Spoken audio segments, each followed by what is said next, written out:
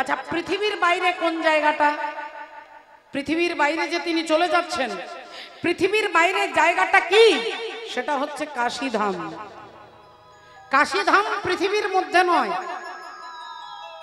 শাস্ত্রীয় ভাষায়, শাস্ত্রের কথায় শিবের ত্রিশূলের মধ্যে, ত্রিশূলের মধ্যে কাশীধাম দাঁড়িয়ে আছে। এটা পৃথিবীর বাইরে। তাই রাজা হরিশ্চন্দ্র কি করলেন না, তিনি তার স্ত্রীকে নিয়ে, পুত্রকে নিয়ে চলে এলেন কাশীধাম। অযোধ্যা থেকে কাশীধাম যেতে কম করে পায়ে হেঁটে তো মা 5-7 দিন লাগবে। ছেলে কাঁদছে, মা আমাকে জল দাও, আমার খিদে পেয়েছে মা, আমার বড্ড পিপাসা পেয়েছে, একটু জল দাও না, আমি যে আর পারছি না মা, আমার গলাটা শুকিয়ে যাচ্ছে, আমি আর হাঁটতে পারছি না। রাজা হরিশ্চন্দ্র বলছেন, ওরে বাপ, আর একটু দাঁড়িয়ে যা বাবা, আমরা যে কথা দিয়েছি বিশ্বামিত্রের রাজ্যে জলগ্রহণ করা যাবে না, তাই যতক্ষণ কাশীধাম না পৌঁছাবো ততক্ষণ জল খেতে পাবো না, ততক্ষণ কোনো খাবার খাওয়া যাবে না। তাই হাঁটতে হাঁটতে ছেলেকে কোলে নিয়ে চলতে চলতে ক্লান্ত হয়ে গেছে। 5 দিন পরে এসে দাঁড়িয়েছেন কাশীধাম। বারাণসী গঙ্গার জল পান করলেন। সময় পেরিয়ে গেল 10 দিন। 10 দিনের রাত্রিবেলায় ঋষি বিশ্বামিত্র এসে দাঁড়িয়েছে। রাজা হরিশ্চন্দ্র, 1 মাসের 10 দিন পেরিয়ে গেছে, আমার দক্ষিণা তোমাকে দিতে হবে। তাই দক্ষিণাটা আমার দিয়ে দাও, 10 লক্ষ স্বর্ণ মুদ্রা, এক্ষুনি তুমি মুক্ত হয়ে যাবে। আর যদি আমার ধার শোধ না করো তাহলে মহাপাপী হয়ে নরকে যাবে। রাজা হরিশ্চন্দ্র হাত জোড় করে বলছে, ঋষিবর, আমাদের কাছে এই মুহূর্তে কিচ্ছু নেই, এই জামা কাপড় ছাড়া আর আমাদের কাছে কিচ্ছু নেই। আমি কথা দিচ্ছি আপনার 10 লক্ষ স্বর্ণ মুদ্রার ব্যবস্থা আমি করব, কিন্তু আমাকে কিছু সময় দিন। বিশ্বামিত্র মুনি বললেন, আর হাতে আছে মাত্র তোমার 20 দিন। আর হাতে আছে মাত্র 20 দিন। ওই 20 দিনের মধ্যে যদি আমার ঋণ শোধ করতে পারো ভালো, নইলে তুমি মহাপাপী হবে। বলে দিয়ে চলে গেলেন। চলে গেল আরো 5 দিন, 15 দিন পেরিয়ে গেল। ভক্তিমতী মায়েরা, 21 দিনের দিনে রাজা যখন কোনো উপায় খুঁজে পাচ্ছে না, ঋষি রেগে যাবে, আমাকে নরকে পাঠিয়ে দেবে, আমি অধগামী হব। রাজা মনে মনে চিন্তা করছে, আর চোখ দিয়ে টপ টপ করে জল পড়ছে। রাজা হরিশ্চন্দ্র বুঝতে পারছেন না 10 লক্ষ স্বর্ণ মুদ্রা কোথা থেকে দেব, কি করব, কি করা যেতে পারে। আর অমনি রাত্রিবেলায় তার স্ত্রী স্বামীর পা দুটো ধরে, দেখুন ভক্তিমতী মায়ের, ওমা, আমাদের হিন্দু সনাতন ধর্মে নারীদের মর্যাদা কতটা দিয়েছে দেখুন, নারী শক্তি, নারীর কত ক্ষমতা দেখুন। রাধে রাধে। মা সভ্যা তো বলতে পারতেন যে তুমি বিশ্বামিত্রকে দেবার আগে আমাকে জিজ্ঞাসা করলে না কেন, তুমি কেন দুম করে তাকে সব দিয়ে দিলে, আমি তো তোমার সঙ্গে রাস্তায় রাস্তায় ঘুরতে পারবো না, আমি তো না খেয়ে থাকতে পারবো না, আমার তুমি কিছুই, আমার দিক তুমি চিন্তা করলে না। আমরা হলে এটা নিশ্চয়ই বলতাম। এখানে যারা যারা বসে আছেন মায়েরা, একটু ভালো করে চিন্তা করুন তো, আপনার দরজায় কোনো ভিখারি এসে যদি বলে আপনার গোটা ঘরটা আমার নামে লিখে দিতে হবে, আমরা লিখে দেব? আমরা দেব? কিন্তু রাজা হরিশ্চন্দ্র মুহূর্তের মধ্যে গোটা রাজ্যটাকে দিয়ে দিলেন। আর তার স্ত্রী কি বলছে দেখুন, পায়ে ধরে স্বামীকে বলছে, স্বামী আপনি কাঁদবেন না, স্বামী আপনি কাঁদবেন না, আমি আপনাকে একটা কথা বলছি। দেখুন, নারীর কাছেই পুরুষের মৃত্যু বাণ লুকিয়ে থাকে বাবা। নারীর কাছেই রাবণ এমনি এমনি মরতো না। রাবণকে মারবার ক্ষমতা রামচন্দ্রেরও ছিল না, খুব জটিল কাজ। রাবণকে মারতে পারলো কেন না, রাবণের স্ত্রী মন্দোদরীর জন্য রাবণ হরিবোল হয়ে গেল। এই ঘটনা জানতে গেলে যেতে হবে সেই তত্ত্বে। রামচন্দ্রের, ভগবান রামচন্দ্রের বাবা দশরথ দশরথের পিতা যিনি ছিলেন অজ, অজর পিতা হচ্ছে রঘু। তা রঘু রাজা, যে কারণে রামচন্দ্রের আরেক নাম হচ্ছে রঘুপতি রাঘব রাজা রাম। তাই রঘু বংশে রাজা রঘু কত বড় রাজা ছিলেন। একদিন রাবণ রাজা তার স্বর্ণলঙ্কায় বসে নিজের বুক চাপড়ে বলছে, আমি স্বর্গ জয় করেছি, আমি মর্ত জয় করেছি, আমি পাতাল জয় করেছি। আমার বাড়িতে যম রাজা ঘোড়ার ঘাস কাটতে আসে, আমার বাড়িতে টিউশন পড়ানোর জন্য ব্রহ্মা আসে, আমাকে জল দেবার জন্য বরুণ দেবতা আসে, আমাকে বাতাস করবার জন্য পবন দেবতা আসে। আমার ভয়ে স্বর্গ মর্ত পাতাল থরথর করে কাঁপে। তাই আমি পৃথিবীকে জয় করে ফেলেছি। যেই বলেছে অমনি তার রাজসভা থেকে একজন বুড়ো, একজন বৃদ্ধ ভদ্রলোক হাত জোড় করে রাবণের কাছে দাঁড়িয়েছেন, মহারাজ অপরাধ নেবেন না, আপনি পৃথিবী জয় করতে পারেননি, আপনার থেকে আরেকজন বিরাট বড় বীর রাজা আছে। রাবণ অমনি বড় বড় চোখ করে বলে উঠলো, কি বললে তুমি? আমার থেকে বড় রাজা, আমার থেকে রাজ বড় এই পৃথিবীতে আর কেউ নেই, স্বর্গমর্ত পাতালে আমার থেকে বড় আর কেউ নেই। অহংকারী ব্যক্তি যারা, তারা এটাই মনে করে আমার থেকে বড় কেউ নেই। তা সেই বৃদ্ধ ভদ্রলোক বললেন, ঠিক আছে, আপনাকে হাতে নাতে প্রমাণ দিচ্ছি। আপনি এক কাজ করুন, আপনি চলে যান অযোধ্যার রাজা রঘুর কাছে, গিয়ে দেখে আসবেন রাজা রঘু কত বড় বীর। তবে খবরদার আপনি ছদ্মবেশে যাবেন, রাবণ সেজে যাবেন না, তাহলেই সব শেষ। আপনি ছদ্মবেশে একটা ছাত্র সেজে যাবেন, শিষ্য সেজে যাবেন। এখন রাবণ মায়াবী রাক্ষস, তিনি সুন্দর ছাত্র, একটা বাচ্চা ছেলে সাজলেন আর সেজে রাজা রঘুর কাছে যাচ্ছে। রঘু আছে কোথায়? সেই সময় সরজু নদীর তীরে তিনি বসে আছেন, সন্ধ্যেবেলায় আচমন করছেন, সরজু নদীর জল হাতে নিয়ে সন্ধ্যা বন্দনা করছে। যারা যারা সন্ধ্যা বন্দনা করেন, কোনো ব্রাহ্মণ যদি থেকে থাকেন, আচমনীয় জলটা নিয়ে 3 বার মুখে দিয়ে আর এই বাঁ দিক থেকে ফেলে দিতে হয়। জলটা 3 বার মুখে নিয়ে বাঁ দিকে ফেলে দিতে হয়।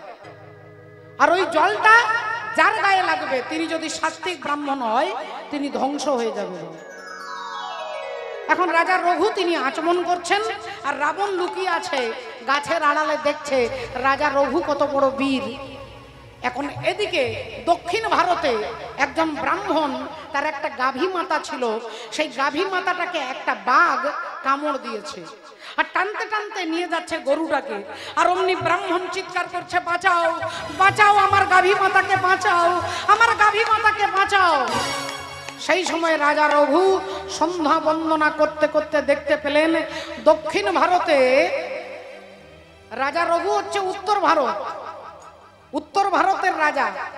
দক্ষিণ ভারতে একটা ব্রাহ্মণের গাভীকে একটা বাঘ টেনে নিয়ে যাচ্ছে, আর তিনি সরজু নদীর তীরে বসে ওই জলটা আচমন করে, আর ওই জলটা বাঘটাকে লক্ষ্য করে ছুঁড়ে দিলেন। জলটা গিয়ে পড়লো দক্ষিণ ভারতে বাঘের গায়ে, আর বাঘটা চিৎকার করতে করতে মারা গেল। সেই চিৎকারটা রাবণ রাজা শুনতে পেলেন, তিনি মাথায় হাত, সর্বনাশ, এত বড় বীর রাজা, বীর তো আমি জীবনে দেখিনি।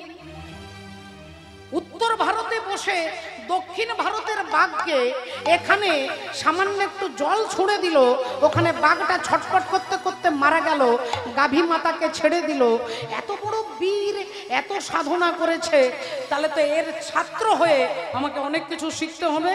এই ব্রাহ্মণ ছাত্র সেজে রাবণ গেছে তার কাছে, পায়ে ধরে বলছে, গুরুজি গুরুজি আপনি ধন্য, গুরুজি গুরুজি আমার বাড়ি আপনাকে একটু যেতে হবে, আপনার পায়ের ধুলো আমার বাড়িতে একটু দিতে হবে, গুরুজি একটু দিতে হবে, দয়া করে আপনি চলুন। এখন রাবণ পায়ে ধরে রাজা রঘুকে বারবার সাধনা করছে, পায়ে ধরে অনুরোধ করছে, আমার বাড়ি যেতে হবে।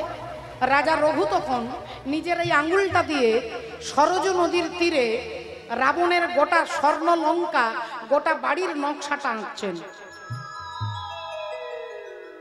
আপনারা অনেক সময় বাড়ির ছেলে মেয়েদেরকে খাতাতে ছবি আঁকা দেখান, সেই ছবি আঁকছে বালির ওপরে, নখ দিয়ে আঁকছে। আর লিখছে এই যে এই ঘরটাই তোমার ভাই কুম্ভকর্ণ থাকে, এই ঘরটাই তোমার ভাই বিভীষণ থাকে, এইখানে মন্দোদরী থাকে, এটা হচ্ছে তোমার রান্নাঘর, এটা হচ্ছে যুদ্ধস্থল, সব ছবিতে বলে দিচ্ছে। রাবণ মাথায় হায়, আমার বাড়ি গেল না, কিছুই করলো না, আর এখানে ছবি এঁকে আমাকে সব বলে দিচ্ছে। এখানে কুম্ভকর্ণ থাকে, ওখানে বিভীষণ থাকে, তোমার এই ঘরটা এরকম নকশা, এই ভেতরটা এরকম রং, এই বালির উপরে লঙ্কাটাকে সুন্দর করে এঁকে দিয়েছে। এখন রাবণ আরো অবাক হয়ে গেছে, আবার পায়ে ধরে বলছে গুরুজি, গুরুজি আপনাকে আমার বাড়ি যেতে হবে। আর রাজা রঘু এই কথা বলতে বলতে ছবিটার মধ্যে হাতটা পড়ে গেছে, ছবিটার মধ্যে হাতটা পড়ে গেছে। আর যেই হাতটা পড়ে গেছে, রাজা রঘু বলছেন কিছু মনে করবেন না হে দশানন, আপনার বাড়ির একটা দিক ভেঙে পড়ে গেছে। বলে কি করে পড়লো? বলে যে এই যে আমার হাতটা ছবিতে লাগলো, এই ছবিতে যে পাঁচিলটা ভেঙে গেল, আপনার ঘরে গিয়ে দেখবেন আপনার দক্ষিণ দিকের দরজার পাশে বিশাল বড় পাঁচিল, ওই পাঁচিলটা ভেঙে গেছে। রাজা রাবণের বিশ্বাস হলো না, তিনি ছুটে এলেন, এসে দেখছে তার ঘরের পাঁচিলটা পড়ে গেছে। রাবণ ভাবলেন তাহলে এর থেকে বড় বীর আমি আমার বাবার জন্মে দেখিনি, তাহলে এবার কি করব? এবার এনাকে তো কোনো রকমে, ইনি এত শক্তিশালী, কার জন্য এত শক্তি? বলে এনার স্ত্রীর জন্য বাবা, রাজা রঘুর স্ত্রীর জন্য, ইন্দুমতি, তার জন্য তার এত ক্ষমতা। ভাবলেন তাহলে ওনার স্ত্রী সতী নারী বলে স্বামীর এত ক্ষমতা, তাহলে আগে তার সতীত্বটাকে নষ্ট করতে হবে।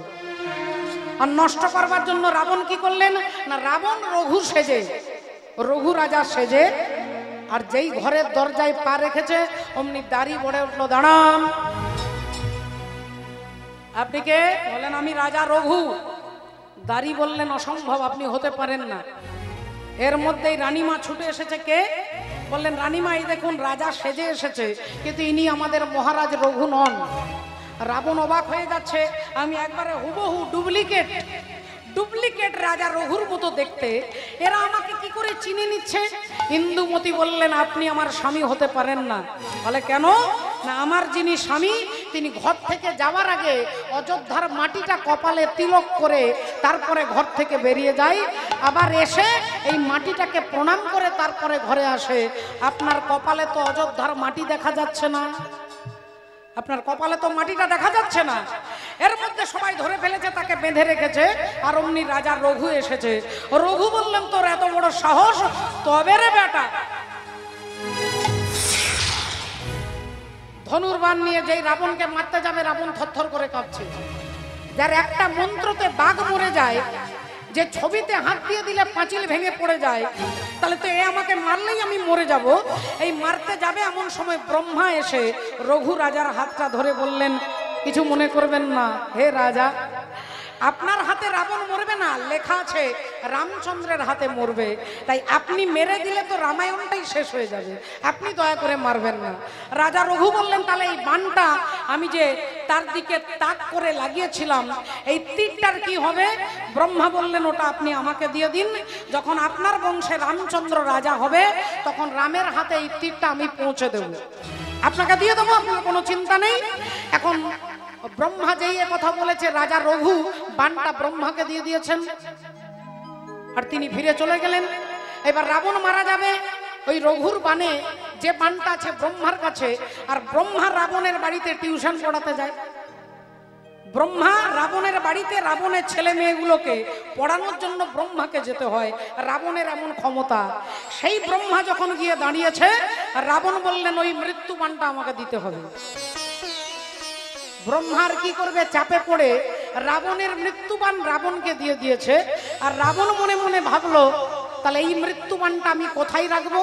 একজন স্বামী অনেক কিছু লুকিয়ে রাখতে পারে, সবাইকে লুকোতে পারবে, কিন্তু তার স্ত্রীর কাছে লুকিয়ে রাখতে পারবে না, কারণ স্ত্রীকে আলমারির চাবিটা দিতেই হবে, কখন কখন প্রয়োজন হবে।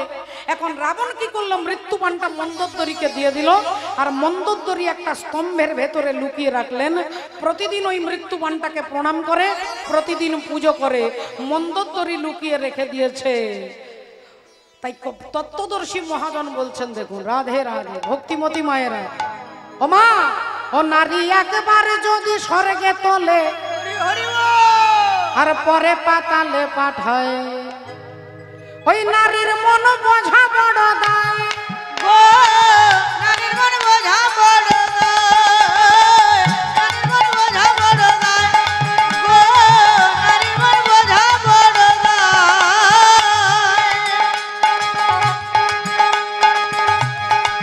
ও নারী একবার যদি স্বর্গে তোলে, নারী একবার যদি স্বর্গে তোলে পরে পাতালে পাঠায়, নারীর মন বোঝা বড় দায়, নারীর মন বোঝা বড় দায়, নারীর মন বোঝা বড় দায়, নারীর মন বোঝা বড় দায়।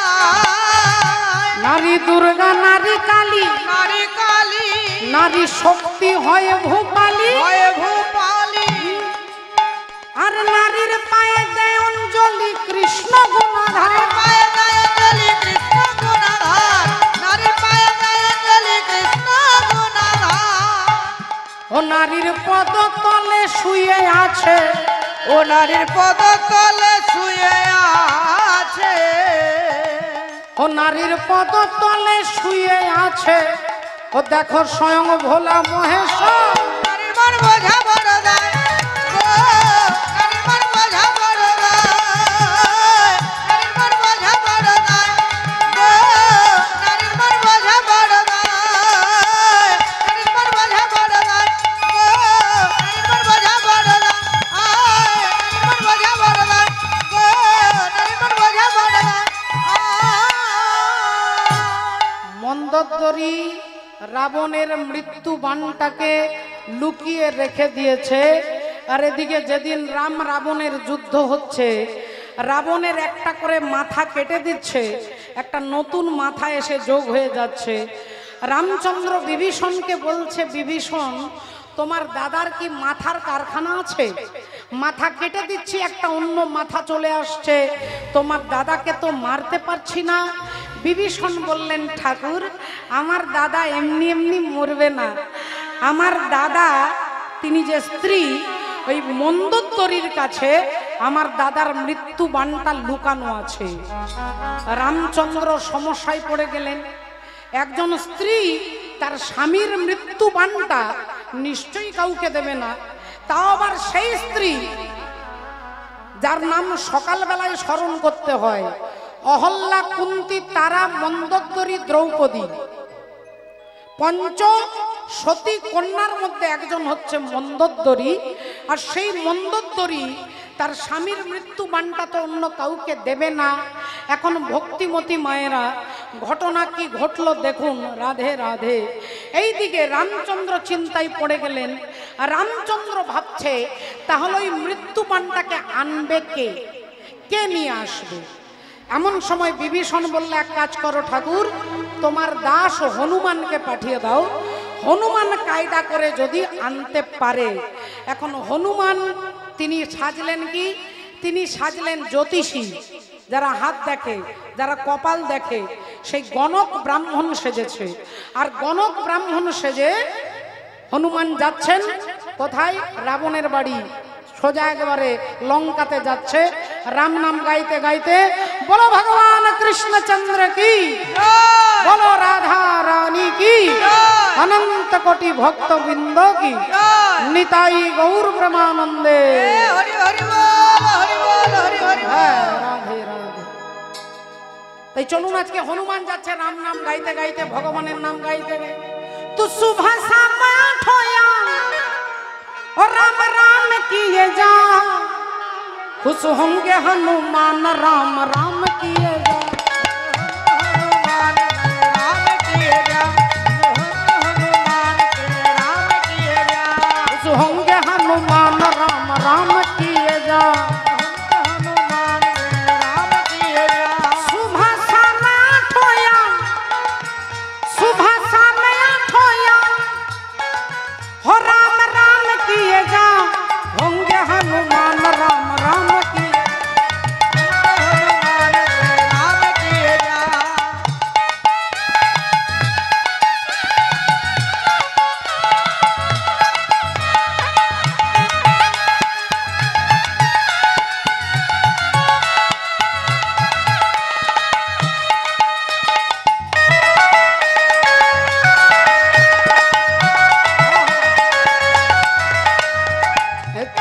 कृपा से जग में आई, तेरी कृपा से हरि गुण गाई।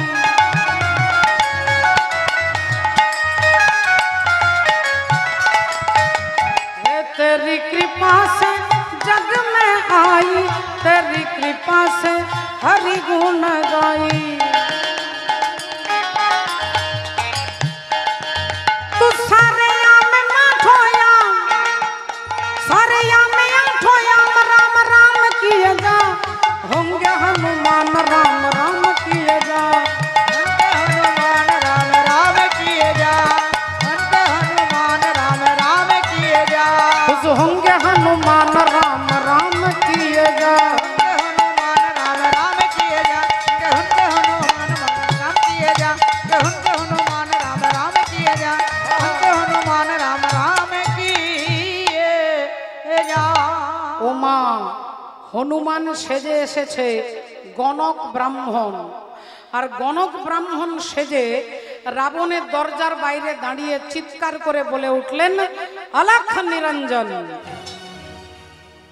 এখন অমনি যেই দাঁড়িয়ে তিনবার বলেছে মন্দোদরি বাইরে বেরিয়ে এসেছে। কে বাবা? আসুন আসুন, ভেতরে আসুন। আহা, ভিক্ষা চাইতে এসেছেন, আসুন ভেতরে আসুন, ভেতরে আসুন। হনুমানকে নিয়ে গিয়ে ভেতরে বসিয়েছে, একটা আসন দিয়ে বলছে, বলি আসুন আসুন, বসুন বসুন।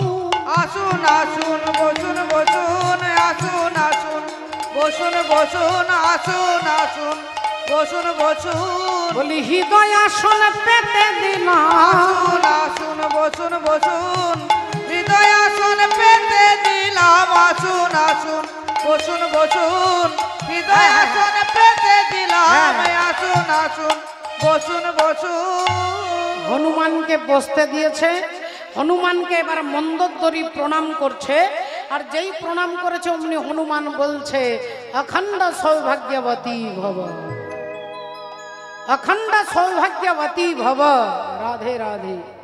ভক্তিমতী মায়েরা, যেই বলেছে অখণ্ড সৌভাগ্যবতী ভব, মানে মন্দোদরি কখনো বিধবা হবে না। রাধে রাধে। মন্দোদরি যতক্ষণ রাবণের চিতা জ্বলবে ততক্ষণ মন্দোদরি বিধবা নয়। আর রাবণের চিতা আজও পর্যন্ত জ্বলছে। দুটো হাত দিয়ে দুটো কানকে চাপা দেন, দেখবেন চিতার আগুন যে জ্বলছে, আগুন যখন জ্বলে তখন দেখবেন সেই যে আওয়াজটা হয়, কান দুটো চাপা দিলে সেই আওয়াজ এখনো পর্যন্ত হয়। তাই মন্দোদরি কখনো বিধবা নন। এখনো রাবণের চিতা জ্বলছে তত্ত্বগতভাবে, শাস্ত্রগতভাবে। আপনি তর্ক করলে আমি বলতে পারবো, দেখাতে পারবো না, আপনাকে দেখাতে পারবো না, কিন্তু শাস্ত্র বলছে। যেই রাবণ মন্দোদরি প্রণাম করেছে, হনুমান আশীর্বাদ করছে যে তুমি বিধবা হবে না। আর মন্দোদরির মুখ দিয়ে বেরিয়ে গেছে, ঠিকই বলেছেন, আমি কি করে বিধবা হব? আমার স্বামীর মৃত্যু বান্তা আমি লুকিয়ে রেখেছি। আর বলে দিয়ে এই জিভটা বার করেছে। এই জন্য নারদ মুনির অভিশাপ আছে, কোনো নারী তার পেটে কোনো কথা লুকিয়ে রাখতে পারবে না, কোনো কথা লুকিয়ে রাখতে পারবে না। দুইজন দিদি পুকুর ঘাটে কাপড় কাচ্ছে, একজন কেঁদে কেঁদে আরেকজনকে বলছে, জানো দিদি, কালকে তোমার ভাই ঝগড়া হয়েছে, আমাকে কি জোরে একটা চড় মেরেছে, দেখো গাল এখনো লাল হয়ে আছে। দিদি বলল, ওরে মুখ পুড়ি, ঘরের কথা বাইরে বলতে হয়? কালকে যে তোর দাদা আমাকে জুতো মেরেছে আমি আজ পর্যন্ত কাউকে বলেছি? ভক্তিমতী মায়েরা, মেয়ে দেয়া এমনিতে পেটে কথা রাখতে পারে না। মা যেই বলে দিয়েছে আমার স্বামীর মৃত্যু বান্তা আমি লুকিয়ে রেখেছি। হনুমান বললেন আচ্ছা। মন্দোদরি বললেন, ও কিছু নয় বাবা, কিছু নয়, কিছু নয়, ভুলে যান, ভুলে যান, আপনি কিছু শোনেননি। হনুমান বললেন, না মা, আমি শুনিনি, আমি বলতে চাইছি তোমার স্বামীর মৃত্যুবানটা ভালো জায়গায় রেখেছো তো, আলমারিতে রেখেছো তো? মন্দোদরি বললেন, না বাবা, আলমারিতে রাখিনি, তবে আপনাকে বলবো না। ও আচ্ছা আচ্ছা, তাহলে পালঙ্কের তলায় লুকিয়ে রেখেছো? আগে না বাবা, পালঙ্কের তলাতে রাখিনি, তবে আপনাকে বলবো না। বলে তাহলে মাটি খুঁড়ে মাটির তলায় লুকিয়ে রেখেছো? না না না, মাটির তলাতেও রাখিনি, আপনাকে বলবো না। না না, বলছি তুমি রেখেছো নিশ্চয়ই কোনো ভালো জায়গায় হয়তো কাপড়ের তলায় লুকিয়ে রেখেছো অন্য জায়গায় সুন্দর করে। আগে না বাবা, আমি তো বলছি ওই স্তম্ভের মধ্যে লুকিয়ে রেখেছি, আপনাকে বলবো না।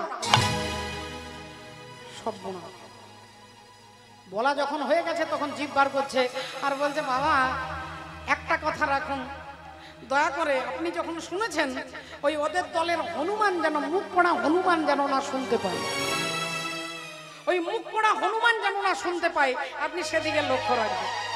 হনুমান তখন বলছেন, মাগো আমি দিব্যি করে বলছি আমি সবাইকে বলবো, হনুমানকে বলবো না। নিজে হনুমান, মা কাল থেকে আমি একাদশী ব্রত করে আছি, আগামী কালকে একাদশী, অনেকে একাদশী ব্রত করেন। হনুমান বলছে একাদশী করে আছি, পালন করেছি, কিন্তু এখনো পর্যন্ত আমার তেমন খাবার জোটেনি, যদি একটু খাবার নিয়ে এসো। মন্দোদরি বললেন, বাবা আমি এক্ষুনি নিয়ে আসছি, এক্ষুনি নিয়ে আসছি। আর যেই মন্দোদরি ফল আনতে গেছে অমনি বীর হনুমান নিজের মূর্তি ধারণ করে আর স্তম্ভটাকে যেই হাত দিয়ে ঠেলে দিয়েছে, স্তম্ভ ভেঙে গেছে আর রাবণের মৃত্যু বাণটাকে তুলেছে। রাবণের মৃত্যু বাণটাকে তুলে যেই হাতে তুলে দাঁড়িয়েছে, মন্দোদরি চলে এসেছে, হাতের ফল থালা সব হাত থেকে পড়ে গেছে।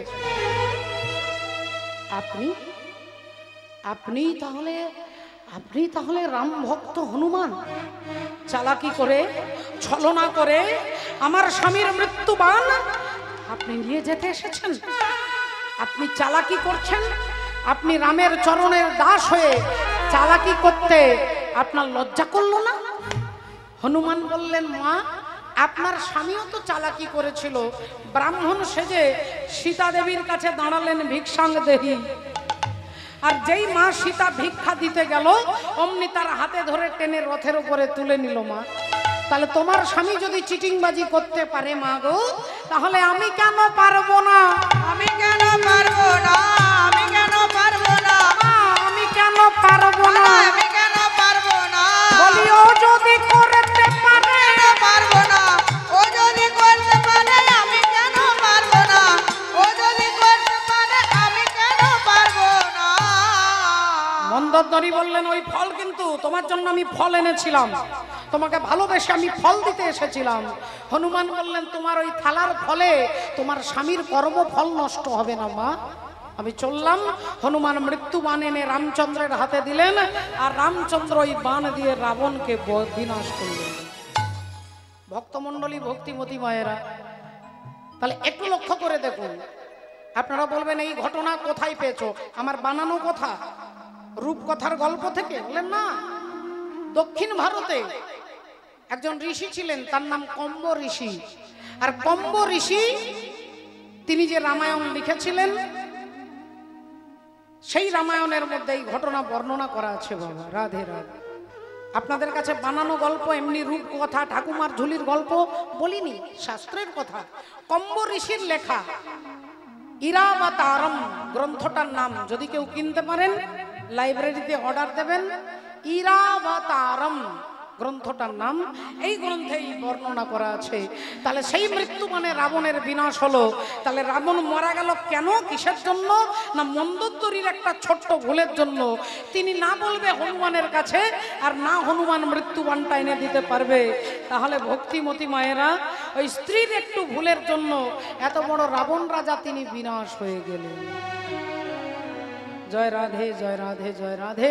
শ্রদ্ধেয় ভক্তমণ্ডলী, ভক্তিমতী মায়েরা, তাহলে আজকে রানী সভা হরিশ্চন্দ্রের পায়ে ধরে বলছে, স্বামী আপনাকে একটা কথা বলছি, আর সময় আছে মাত্র, আর মাত্র চলে গেছে 20 দিন, আজকে 21 দিন, বাকি আছে আর 9 দিন।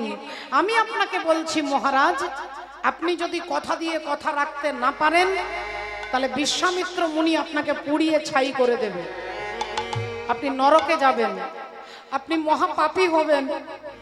আর আমি আপনার স্ত্রী হয়ে তা পারবো না সহ্য করতে। তাই আমি আপনাকে বলছি মহারাজ, একটাই রাস্তা আপনার জন্য খোলা আছে। আগামী কাল সকাল বেলায় ওই হরিশ্চন্দ্রের ঘাটে, ওই কাশী ধামে বাজারে গিয়ে আপনি আমাকে হাটে নিয়ে গিয়ে বিক্রি করে দিন।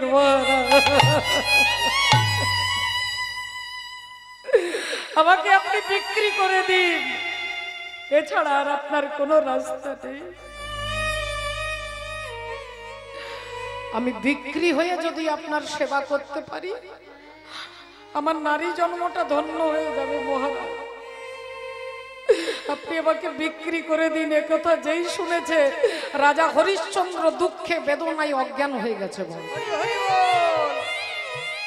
যখন জ্ঞান ফিরে আসছে, আকাশের দিকে তাকিয়ে টপ টপ করে চোখের জল মাটিতে পড়ছে। বিধিরে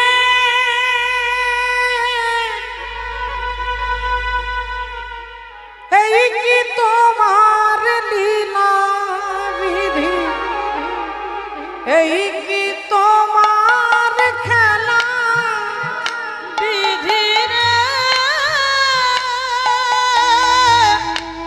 এই কি তোমার লীলা, বিধি এই কি তোমার খেলা, বিধি রে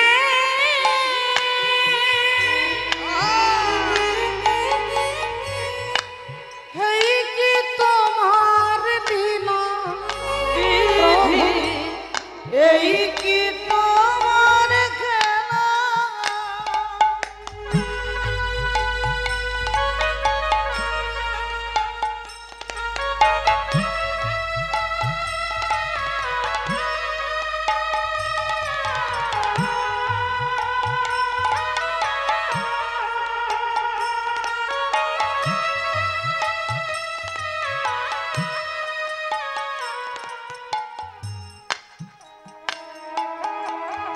তুমি করে হাসো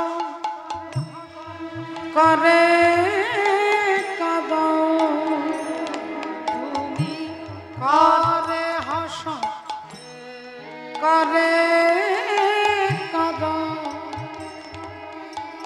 করে করো অধোগামী,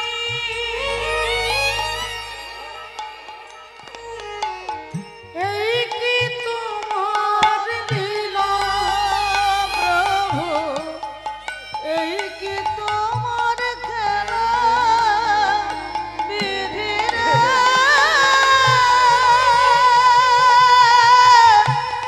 এই কি তোমার লীলা, দয়াল এই কি তোমার খেলা, এই কি তোমার খেলা, এই কি তোমার খেলা। রাজা হরিশ্চন্দ্র বললেন, আমি সেই হতভাগা রাজা, আমি আমার স্ত্রীকে বিক্রি করব? এ তুমি কি বলছো সত্যা? মহারাজ, এছাড়া যে আর কোনো উপায় নেই। আপনাকে তো ঋণ মুক্ত হতে হবে, আপনাকে তো শোধ করতে হবে, নইলে যে ঋষি আপনাকে অভিশাপ দেবে, আর তার অভিশাপে আপনি পুড়ে ছাই হয়ে যাবেন। আমি সেটা তো সহ্য করতে পারবো না মহারাজ। তাই আমি আপনাকে বলছি, আপনি আমাকে হাটে নিয়ে গিয়ে বিক্রি করে দিন। হরিশ্চন্দ্রের হৃদয়টা পাথর হয়ে গেল, কোনো কথা বলতে পারছেন না, নির্বাকের মতো চুপ করে দাঁড়িয়ে আছে। সভ্যা রানী বললেন, চলুন মহারাজ চলুন। তাই স্ত্রীর হাতে ধরে অসহায় রাজা, নিরুপায় রাজা হরিশ্চন্দ্র হাটে নিয়ে যাচ্ছেন স্ত্রীকে বিক্রি করবেন বলে। আজ স্ত্রী লইয়া চলে রাজা,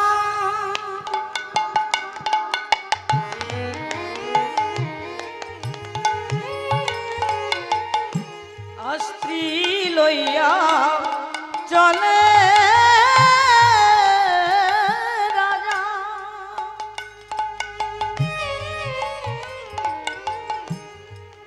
হাটের ভিতর, আজি হাটের ভিতর স্ত্রী লইয়া চলে রাজা,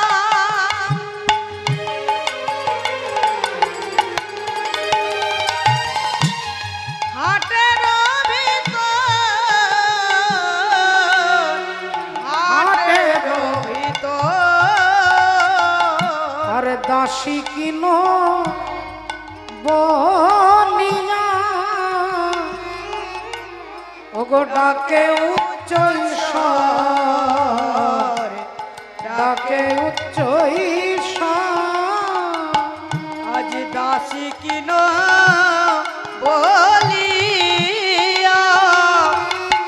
ডাকে ডাকে উচ্চ স্বর, ডাকে উচ্চ স্বর। দেখুন ভক্তিমতী মায়েরা, স্ত্রীকে বলা হয় বামা। স্ত্রী ওই জন্য পুরুষের বাম পাশে থাকে। স্ত্রী হচ্ছে শক্তি। ভগবান আদি পুরুষ, তার বাম অঙ্গ থেকে সৃষ্টি হলো নারী, রাধা রানী, আদ্যা শক্তি। যিনি হচ্ছেন গোবিন্দের শক্তি তিনি হচ্ছেন রাধা, যিনি হচ্ছেন রামের শক্তি তিনি হচ্ছেন সীতা, যিনি হচ্ছেন ভোলেনাথের শক্তি তিনি হচ্ছেন পার্বতী। আর এই নারী জাতিটাই ভগবানের বাম অঙ্গ থেকে সৃষ্টি হয়েছে বলে স্বামীর বাম পাশে স্ত্রী সদা সর্বদা থাকেন। আর সেই বামা নারী বলে তার কর্তব্য কি না স্বামীর ধর্মটাকে রক্ষা করে চলা। তাই মা সভ্যা রানী বললেন আপনি আমাকে বিক্রি করে দিন, আমি লোকের বাড়িতে গিয়ে চাকরের কাজ করব, আমি বাসন মাজবো, আমি ঘর ঝাড়ু দেব, আমি কাপড় কাচবো, কিন্তু আমি আপনার অধোগতি সহ্য করতে পারবো না। হরি হরি বল, হরি বল। রাজা হরিশ্চন্দ্র সভ্যা রানী মহারানীকে ভাটে দাঁড় করিয়ে চিৎকার করে বলে উঠলো, গো তোমরা কে আছো? তোমরা কে আছো?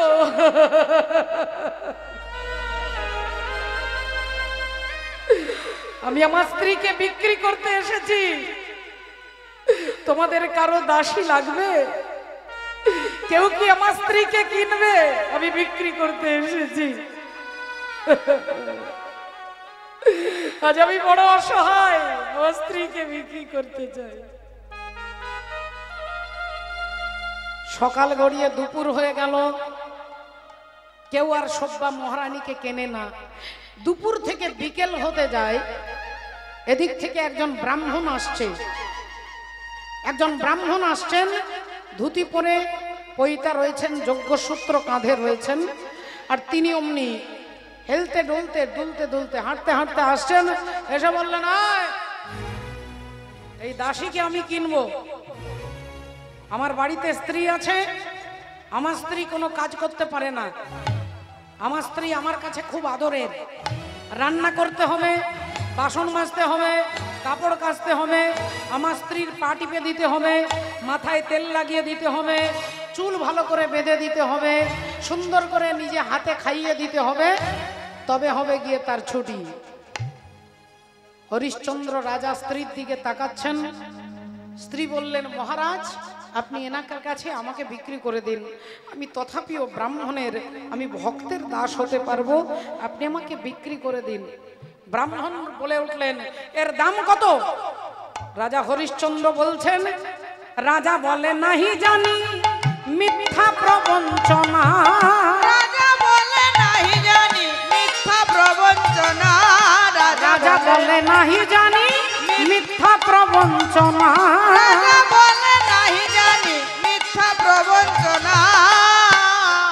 এই দাসীর মূল্য নেব 4 লক্ষ সোনা। এই দাসের মূল্য নেব 4 লক্ষ সোনা। এই দাসের মূল্য নেব 4 লক্ষ সোনা। বেশ, 4 লক্ষ স্বর্ণ মুদ্রা দিয়ে রানী সভ্যার চুলের মুড়ি ধরে টানতে টানতে নিয়ে যাচ্ছে। রাজা হরিশ্চন্দ্র অসহায় হয়ে নিরুপায় হয়ে দাঁড়িয়ে দাঁড়িয়ে দেখছে, আর চুলের মুঠি ধরে টানতে নিয়ে যাচ্ছে। অমনি কিছু দূর নিয়ে যেতেই তার 6 বছরের ছেলেটা মায়ের পা দুটো জড়িয়ে ধরেছে। মা, আমাকে নিয়ে চলো মা গো, আমাকে তুমি ফেলে দিয়ে চলে যেও না মা, আমার যে তুমি ছাড়া কেউ নাই। তোমার কোলে মাথা না রাখলে আমার ঘুম আসে না মা, তোমার হাতে না খেলে যে আমার পেট ভরে না, আমাকে তুমি ফেলে দিয়ে চলে যেও না মা, আমাকে নিয়ে চলো। যেহেতু বিক্রি হয়ে গেছে তাই সভ্যা বলছেন, বাবারে তুই তোর বাবার কাছে থাক, বাবা তোর বাবার কাছে থাক। না মা না, আমি যে তোমাকে ছাড়া থাকতে পারবো না। পা দুটো জড়িয়ে ধরে কাঁদছেন। আর ব্রাহ্মণ বলে নাই চল। সভ্যা বলছেন হাত জোড় করে, হে ব্রাহ্মণ ঠাকুর, আপনি আমাকে যা বলবেন আমি তাই করব, আপনার বাড়ির সব কাজ আমি করব, শুধু আমার এই ছেলেটাকে আপনি নিয়ে চলুন, নিয়ে যাওয়ার একটু অনুমতি দেন। অসম্ভব, ওই ছেলেটাকে আমি নিয়ে যেতে পারবো না। ও খাবে কি? ওকে আমি আলাদা করে খাবার খাওয়াতে পারবো না, এত খরচা করতে পারবো না। আমি একজন দাসী কিনেছি, তার সঙ্গে ওই ছেলেটাকে নিয়ে যাব না। রানীমা বলছেন, হে ব্রাহ্মণ ঠাকুর, আমার ছেলে আপনার বাড়িতে এমনি এমনি খাবে না, আমার ছেলেও আপনার কাজ করে দেবে। আপনি পুজো করবেন, আমার ছেলে ফুল তুলে দেবে, চন্দন ঘর্ষণ করে দেবে, ঠাকুর ঘর ঝাড়ু দিয়ে দেবে, ঠাকুর ঘর মুছে দেবে। আপনি যা বলবেন আমার ছেলে তাই করবে, আপনি শুধু দয়া করে নিয়ে চলুন তাকে। হরি হরি বল, হরি বল। ব্রাহ্মণ একটু স্থির দাঁড়িয়ে গেলেন। আচ্ছা, তাহলে খাবারের খরচা কি হবে? না, আপনাকে খাবার দিতে হবে না, আপনি যে খাবার আমাকে দেবেন সেই অর্ধেকটা খাবার আমি আমার ছেলেকে দেব, আর অর্ধেকটাই আমি খাবো। আচ্ছা, তা খাবার না হয় তুমি ভাগ করে নেবে, জামা কাপড়ের কি হবে? ওকে তো বছরে একটা হলেও তো জামা কাপড় কিনে দিতে হবে। রানীমা বললেন, হরি বল। সভ্যা রানী বললেন, আপনাকে কাপড় দিতে হবে না, আপনি যে কাপড় আমাকে দেবেন তার আঁচলটা ছিঁড়ে আমি আমার ছেলেকে দেব, আর অর্ধেকটা কাপড় আমি পরে লজ্জা নিবারণ করব। তবু আমার ছেলেটাকে নিয়ে চলুন, আপনার পায়ে ধরছি, আমাকে এইটুকু ভিক্ষা দেয়। বেশ, তাহলে তোমার অর্ধেকটা কাপড় পরবে, তোমার খাবারের অর্ধেকটা খাবার খাবে, এই শর্তেই আমি নিয়ে যাচ্ছি। তাই পুত্র রোহিতাশ্বকে নিয়ে মা সভ্যা রানী ব্রাহ্মণের ঘরে পৌঁছালেন। মাগো, যিনি ছিলেন রানী, অযোধ্যার রানী সভ্যা মহারানী, রাজা সোমদত্তের কন্যা, বাবার নাম সোমদত্ত রাজা। রাজার মেয়ে লোকের বাড়িতে এসে ঝির কাজ করছে, কাপড় কাচে, বাসন মাজে, রান্না করে, নিজের হাতে খাইয়ে দেয়, পায়ে তেল লাগিয়ে দেয়, পা টিপে দেয়, চুল বেঁধে দেয়, তারপরে বাসন মেজে ঝাড়ু দিয়ে তারপরে যে খাবার অর্ধেকটা খাবার ছেলেকে দেয়। কখনো কখনো নিজে অভুক্ত থাকে মা, ছেলের পেট ভরে না, ছেলের খেলে মায়ের পেট ভরে না, মা খেলে ছেলের পেট ভরবে না। কোনো মা কি থাকতে পারবে তার সন্তানকে পেট না ভরিয়ে? তাই প্রতিদিন প্রায় মা সভ্যা রানী তিনি জল খেয়ে থাকে আর শুধু ভগবানকে ডাকে, ঠাকুর ভয় দয়াময়, তুমি ছাড়া আর আমার কেউ নেই, তুমি ছাড়া আর কেউ নেই। চরণ ধুলি ছাড়া চাই না কিছু আমি, চরণ ধুলি ছাড়া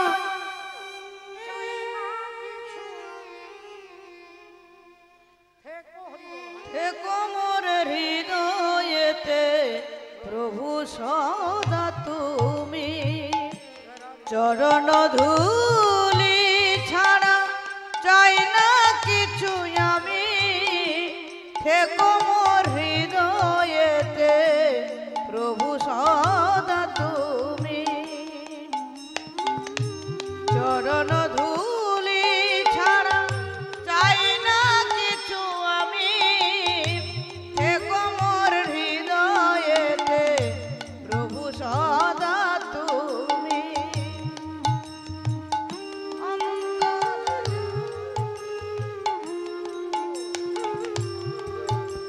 হরি বল, হরে কৃষ্ণ। চরণ ধুলি ছাড়া চাই না কিছু আমি, থেকো মোর হৃদয়েতে প্রভু সদা তুমি, চরণ ধুলি ছাড়া চাই না কিছু আমি, থেকো মোর হৃদয়েতে প্রভু সদা তুমি, অন্তর জামি তুমি ওগো করুণাময়,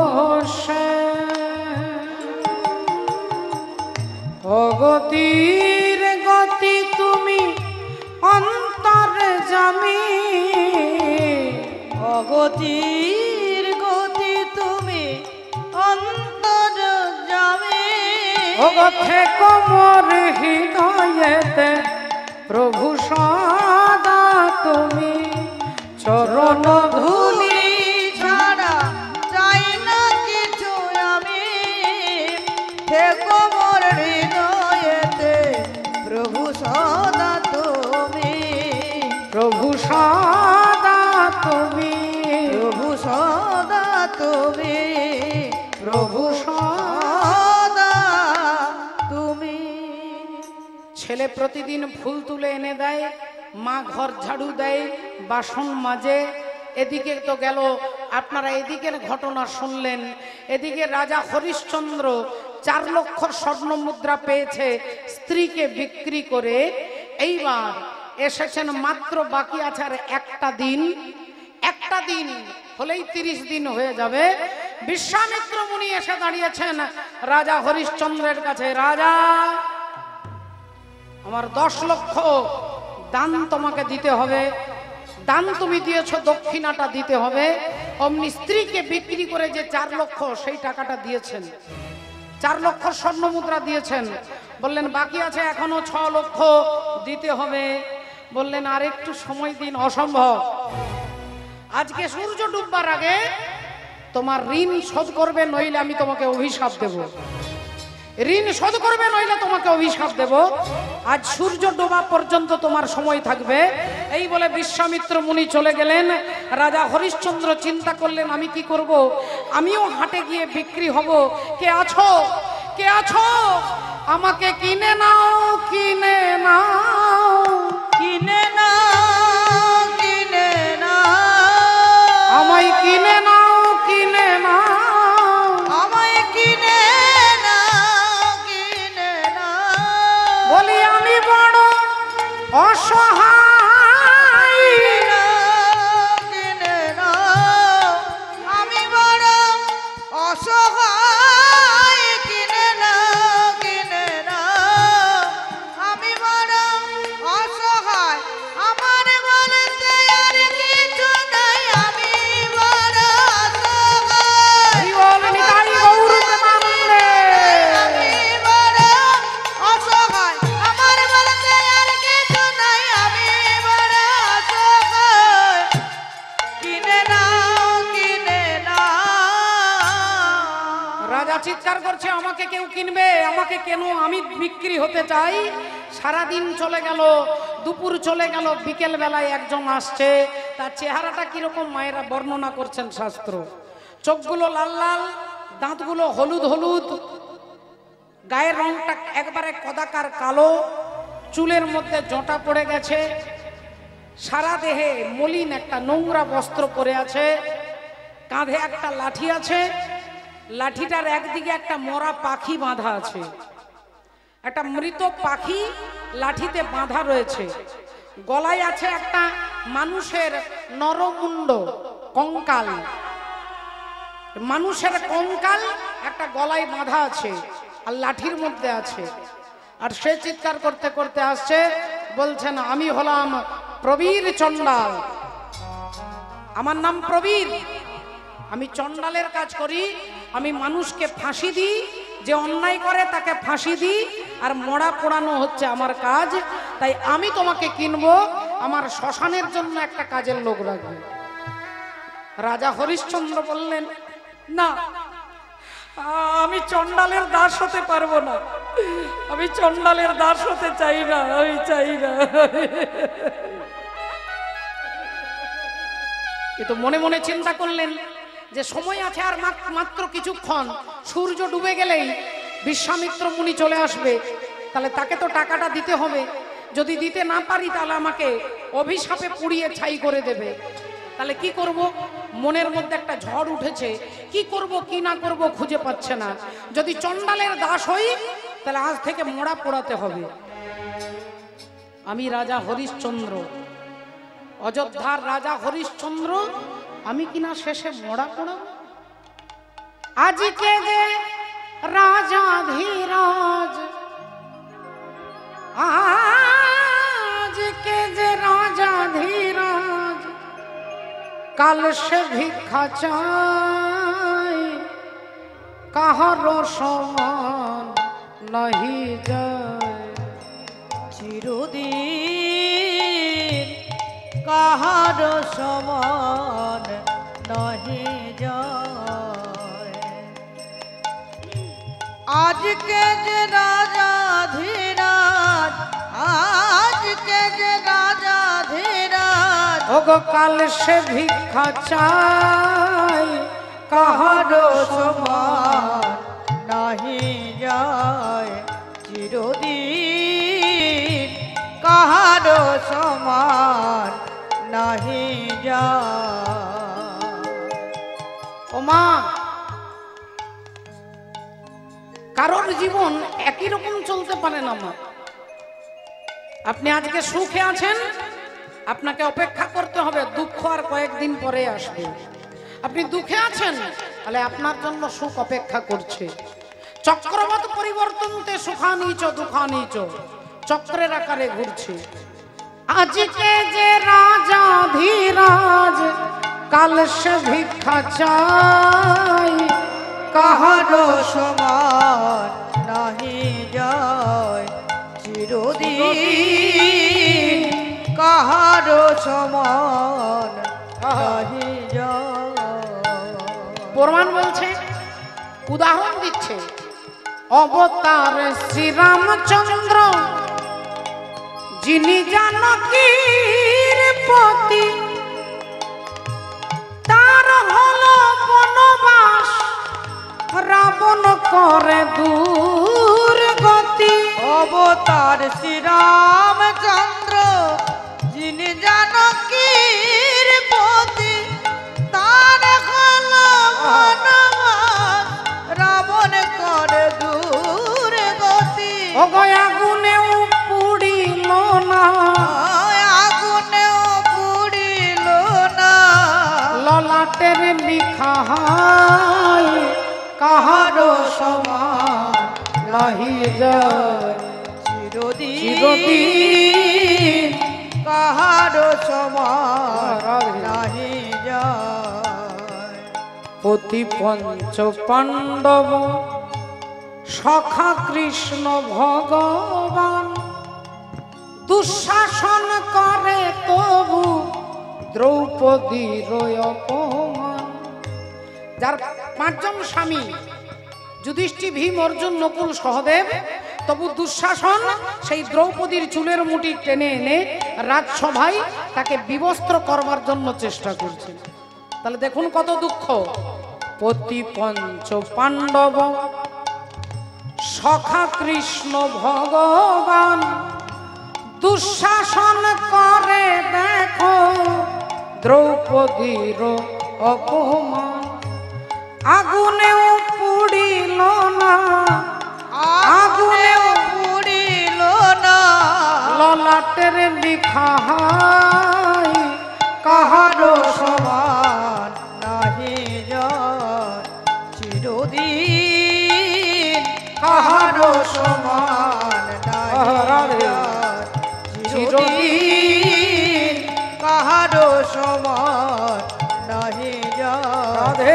চিরদিন কাহার সমান নাহি যায়। রাজা হরিশ্চন্দ্র চণ্ডালের দাস হবে বলে তিনি অবশেষে কিছু করার নেই, নিরুপায়, অসহায়। রাজা হরিশ্চন্দ্র বললেন, আপনি আমাকে কিনে নিন, আমাকে 6 লক্ষ স্বর্ণ মুদ্রা দিতে হবে। প্রবীর চণ্ডাল বললেন, আমি এই মুহূর্তে তোমাকে 6 লক্ষ স্বর্ণ মুদ্রা দিলাম, আজ থেকে তুমি আমার দাস। আর সেই 6 লক্ষ স্বর্ণ মুদ্রা দিলেন, অমনি বিশ্বামিত্র মুনি এসে দাঁড়ালেন, বললেন, রাজা আমার ধার শোধ করে দাও। যেই 6 লক্ষ স্বর্ণ মুদ্রা দিলেন, তিনি আনন্দে চলে গেলেন, চণ্ডালের দাস হয়ে গেলেন রাজা হরিশ্চন্দ্র। ভক্তিমতী মায়েরা একটু ভালো করে লক্ষ্য করবেন মা, হরিশ্চন্দ্রকে বলা হয় সত্যবাদী হরিশ্চন্দ্র, যার থেকে সত্যবাদী এ জগতে আর কেউ নেই। তিনি কতটা সত্যের উপরে প্রতিষ্ঠিত, আপনারা তার চরিত্র শুনছেন, আপনারা বিচার করে নিজেরা দেখুন। নামের মধ্যে তাৎপর্য রাখতে হবে, নামের একটা তাৎপর্য। আর নামের তাৎপর্য যদি না থাকে তাহলে তার কোনো অর্থ দাঁড়াবে না। যে ছেলেটা অন্ধ তার নাম যদি রাখেন পদ্মলোচন, বলে সবাই হাসাহাসি করবে। পদ্মলোচন মানে পদ্মের মতো যার চোখ অথচ সে কানা, এটা তো হতে পারে না। একজন ভদ্রলোক ছিলেন, মা আপনাদের কাছে বলবো একটা ছোট্ট ঘটনা। একজন ভদ্রলোক ছিলেন, সারা জীবনে কোনোদিন 1 টাকাও দান করেননি, কোনো তীর্থে যায়নি, কোনো মন্দিরে যায়নি, কোনো ভক্তের সেবা দেয়নি, অথচ কোটি কোটি টাকার মালিক। তার নাম রেখেছে, তার বাবা মা নাম রেখেছে দানচন্দ্র। অত জীবনে কখনো 5টা টাকা দান করেনি। সেই দানচন্দ্র বুড়ো হয়ে গেছে, 70-72 বছর বয়স হয়ে গেছে। তার স্ত্রী বলছে, বলি হ্যাঁ গো, বলি সারা জীবনে তো কখনো কোনো ভালো কাজ করলে না, না করলে তীর্থ, না করলে ভক্তের সেবা। তা বলি 12 কিলোমিটার দূরে আমাদের গঙ্গা, তা একটু যাও না, গঙ্গাতে ডুব দিয়ে এসো না।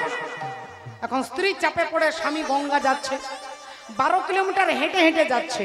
টোটো ভাড়া করবে না, টাকা খরচা হয়ে যাবে। আর জুতো পরে যাবে না, যদি জুতো ক্ষয়ে যায়। খালি পায়ে গেছে, খালি পায়ে হাঁটতে হাঁটতে মাগো দানচন্দ্র এসেছে কোথায়? গঙ্গার ঘাটে। বললেন এমন একটা জায়গায় স্নান করব যেখানে 1 টাকাও খরচা করতে হবে না। দেখবেন গঙ্গায় অনেকে স্নান করতে যান, তর্পণ করতে যান, আচমন করতে যান। একজন ব্রাহ্মণ থাকে, আপনাকে পুজো করিয়ে দেবে, তর্পণ করিয়ে দেবে, বিনিময়ে কিছু দক্ষিণা দিতে হবে। এখন দানচন্দ্র ভাবলেন এমন একটা ঘাটে স্নান করব যে ঘাটে কোনো ব্রাহ্মণ থাকবে না, তাহলে আমাকে দক্ষিণা দিতে হবে না। তিনি খুঁজে খুঁজে বার করেছে একটা মুর্দা ঘাট, যেখানে মোড়া পোড়ায়। সেই মোড়া পোড়ানোর ঘাটে দানচন্দ্র গেছে, ওখানে কেউ কোথাও নেই। ভাবলেন যাক 3টে ডুব দিয়ে আর ঘর ফিরে চলে যাব, 1 টাকাও খরচা হবে না। আর যেই তিনি ডুব দিয়েছে, ডুব দিয়ে উঠছে, স্বয়ং ভগবান হরি দানচন্দ্রকে পরীক্ষা করবার জন্য যে তুমি কি রকম কৃপণ, পরীক্ষা করতে ভগবান ব্রাহ্মণ সেজে হাত পেতে দাঁড়িয়েছে, হাত পেতে দাঁড়িয়ে আছে। ওমা রাধে রাধে। এখন দানচন্দ্র বললেন, কে আপনি? আমি ব্রাহ্মণ ঠাকুর, মাঝে মাঝে এই ঘাটে চলে আসি আর কি। তা কি জন্য আসেন? না অনেকে আসে এই ঘাটে স্নান করতে, আমি কিছু চাইলে তিনি আমাকে টাকা পয়সা দেয়। কেউ 1 বছরের টাকা দেয়, কেউ 6 মাসের টাকা দেয়। দানচন্দ্র বললেন 6 মাসের টাকা কেউ দিতে পারে, তা বলে তুমি ভেবো না যে আমি তোমাকে 6 মাসের টাকা দেবো। ব্রাহ্মণ রূপী ভগবান বললেন না না 6 মাসের দিতে হবে না, আপনি 3 মাসের দেন। দানচন্দ্র বললেন 3 মাসের মানে আমি 1 মাসের দেব না। ব্রাহ্মণ বললেন ঠিক আছে 1 মাসের দিতে হবে না, আপনি 15 দিনের খাবার খরচা দেন। দানচন্দ্র বললেন 15 দিনের কেন, আমি 1 সপ্তাহের দেব না। ভগবান বলে 1 সপ্তাহের দিতে হবে না, 5 দিনের দেন। দানচন্দ্র বলে 5 দিনের কেন, আমি 1 দিনের দেব না। ভগবান বললেন 1 দিনের দিতে হবে না, 1 বেলার দেন। দানচন্দ্র বললেন 1 বেলার কেন, আমি 1 বারের কিছুই দিতে পারবো না। ভগবান বললেন কিছু না দিলে হয়, একটা কিছু অন্তত দেন। দানচন্দ্র বললেন ঠিক আছে, তুমি যখন বলছো তোমাকে 1 টাকা দেব, তবে 1 টাকা ধার থাকবে, আমার কাছে এখন নেই। আমি কোনো টাকা পয়সা নিয়ে গঙ্গায় স্নান করতে আসিনি, 1 টাকা তোমাকে দেব। আমার বাড়ি 12 কিলোমিটার দূরে, বোধক পাড়াতে আমার বাড়ি, 12 কিলোমিটার দূরে আমার বাড়ি। যদি কখনো আমার বাড়ি যাও তোমাকে 1 টাকাটা দিয়ে দেব। এখন বলে দিয়ে চলে গেছে ব্রাহ্মণ হরি বল। এদিকে দানচন্দ্র ভাবছে বেটা 1 টাকার জন্য কি আর 12 কিলোমিটার হেঁটে হেঁটে আসবে? আমার 1 টাকা বেঁচে গেছে, যাক আমাকে আর দিতে হলো না। এই দানচন্দ্র ঘর চলে এসেছে। পরের দিন সকালবেলায় ভগবানও চলে এসেছে। ওই তার বাড়ির দরজার সামনে দাঁড়িয়ে দরজা ঠকঠক করছে, কে আছেন? দানচন্দ্র তার বুঝতে পারছে না যে ব্রাহ্মণ চলে এসেছে। স্ত্রীকে পাঠাচ্ছে, এই দেখতো কে এসেছে, যা তো দেখতো। স্ত্রী দরজাটা খুলেছে, কে আপনি? বললেন আপনার স্বামী দানচন্দ্র। আগে হ্যাঁ। বলে কালকে গঙ্গায় স্নান করতে গিয়েছিল, ওখানে আমার কাছে 1 টাকা ধার রেখেছে, সেই 1 টাকাটা নেবার জন্য আমি এসেছি। স্ত্রী বলল আপনি এখানে দাঁড়ান, আমি স্বামীকে গিয়ে বলছি। স্বামীর কাছে এসে বললে, বলি হ্যাঁ গো। বলি তোমার কি লাজ লজ্জা কিছু নেই? হ্যাঁ, আরে 1 টাকা তুমি ধার করে এসেছো, ওই ব্রাহ্মণ চলে এসেছে 1 টাকা নিতে, দিয়ে দাও 1 টাকা দিয়ে দাও। দানচন্দ্র বললেন বেটা 1 টাকার জন্য চলে এসেছে, তা যা গিয়ে বল আমার শরীর খারাপ, যা বলবি আমার স্বামীর শরীর খারাপ। স্ত্রী এসেছে, কিছু মনে করবেন না, আমার স্বামীর হঠাৎ করে শরীরটা খুব খারাপ। ভগবান কি আর ছাড়বে মা? ভগবান বললেন তুমি কেমন কৃপণ আমি দেখবো। অমনি বললেন আপনার স্বামী শরীর খারাপ, যতদিন ভালো না হবে ততদিন আপনার ঘরে থাকবো। আপনি চাল দেবেন, ডাল দেবেন, ঘি দেবেন, আলু দেবেন, আর সব সবজি দেবেন, আমি নিজে রান্না করে খাবো। যতদিন আপনার স্বামী ভালো না হবে ততদিন আপনার বাড়িতে থাকবো, এটা আমার কর্তব্য। স্ত্রী বললেন আপনি দাঁড়ান একটু। স্বামীকে গিয়ে বললেন হ্যাঁ গো, যা হলো কি হলো গেছে? বলে যা হয়েছে সেটা শুনলে তোমার সত্যি সত্যি ব্লাড প্রেশার বেড়ে যাবে। যতদিন তুমি ভালো না হবে ততদিন ঘরে থাকবে, তাকে চাল ডাল ঘি আলু সব দিতে হবে। তা তাই বলছি বাপু 1 টাকা দিয়ে দাও না। দানচন্দ্র ছাড়বার পাত্র নেই, বললেন যা বলে দে, বলে এক্ষুনি স্বামী মারা গেল। বলে দে স্বামী এক্ষুনি মারা গেল, যা। এবার স্ত্রী এসেছে মুখ শুকনো করে, বললেন কিছু মনে করবে না, এক্ষুনি আমার স্বামী মারা গেল। আর যেই বলেছে স্বামী মারা গেছে অমনি ভগবান বললেন তাহলে পাড়ার লোককে জানিয়ে দিতে হবে। না না, আপনাকে জানাতে হবে না। না না, এটা আমার কর্তব্য, আমি জানিয়ে দিই। দানচন্দ্র মারা গেছে, দানচন্দ্র মারা গেছে। পাড়ার লোক সব আসছে, বাঁশের ঝাড় থেকে বাঁশ কেটেছে, বাঁশের দোলা তৈরি হচ্ছে। এখন স্ত্রী বলছে হ্যাঁ গো কি করবে, 1 টাকা দিয়ে দাও না। স্বামী বলছে নিঃশ্বাস কন্ট্রোল করে থাকবো, তবুও দেবো না। নিঃশ্বাস বন্ধ করে আছে মা। পাড়ার লোক সবাই একে একে দেখছে। এইবার ধীরে ধীরে তাকে তুলে বাঁশের দোলার উপরে তুলেছে। এইবার স্ত্রী কান্নাকাটি করছে, আমার স্বামী মরেনি গো, আমার স্বামী মরেনি। কেউ আর বিশ্বাস করছে না, ভাবছে মারা গেলে সবাই এরকমই কাঁদে, সবাই বলে মরেনি মরেনি। তাই বললেন দিদি আর কি করবে, কত বয়স হয়ে গেল, আর কত থাকবে দিদি, ও গো আমার স্বামী মরেনি গো। এখন দানচন্দ্রকে নিয়ে যাচ্ছে, তিনি নিঃশ্বাস কন্ট্রোল করে আছে। ভগবান বললেন তুমি কি রকম প্রাণায়াম করেছো, কত নিঃশ্বাস বন্ধ করে থাকো, আমিও দেখবো। ভগবানও পেছনে পেছনে যাচ্ছে, ভগবান পেছনে পেছনে যাচ্ছে।